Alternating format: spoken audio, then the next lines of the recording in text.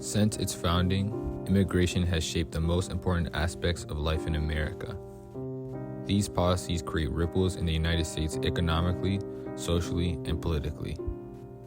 When it comes to immigration policy, America has generally had two choices: opening borders, prioritizing the core value of the U.S. being an asylum for those who seek freedom and opportunity, or closing borders, prioritizing the safety and well-being of the nation and its resources.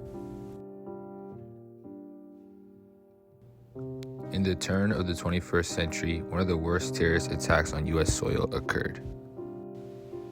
With the aftermath of the September 11th attacks in 2001, concerns over national security led to the implementation of strict immigration measures. The nation found itself at a crossroads, torn between the need for security and the call for compassion. Shocked and impacted by the attacks of 9/11, America's views shifted towards generally prioritizing national security. Public view of immigrants plummeted, and the public urged politicians to have stronger policy regarding the flow of people in and out of U.S. territory. Washington moved swiftly to pass policy. With the Homeland Security Act of 2002, President Bush created the Department of Homeland Security and split the former Immigration and Nationalization Service into three different departments: the Citizenship and Immigration Services, the Immigration and Customs Enforcement, and the Customs and Border Protection. This shifted the focus of the executive branch from providing a pathway to citizenship to regulating immigrants coming in and staying in the United States. In addition to this, the Bush administration passed many other policies to restrict immigration.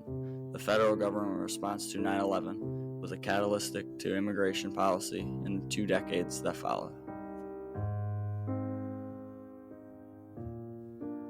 With illegal immigration peaking in 2007, America's borders were a top issue during the 2008 election.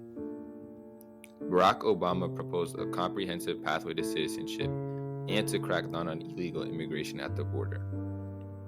The administration took measures to deport undocumented immigrants with a criminal record.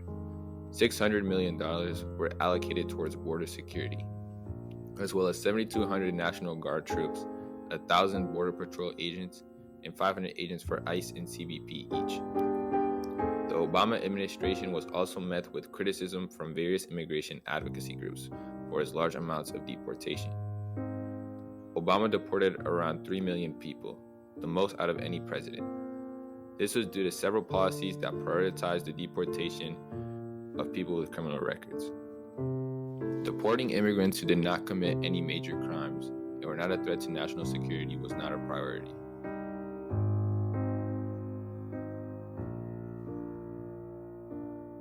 Obama also passed policies that were more tolerant of undocumented immigrants already in the United States.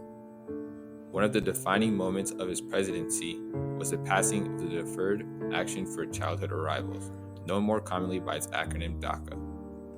DACA protected people who were brought to the U.S. undocumented as children from deportation, allowed them to qualify for work permits, and become eligible for certain educational opportunities, such as in-state tuition for college.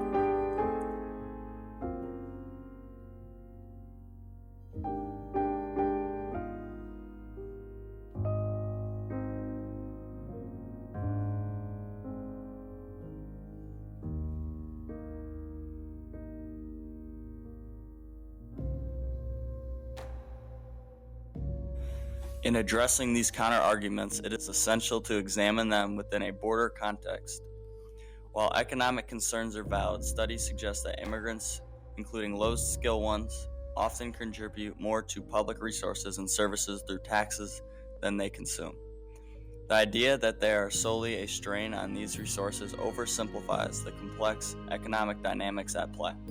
Additionally, the fear of job market impact and wage depression is not well supported by empirical evidence. Research indicates that immigrants often complement the existing labor force rather than directly competing for jobs, and they fill crucial gaps in sectors with labor shortages. Concerns about cultural identity overlook the historical narrative of the United States as a nation built by diverse immigrant communities.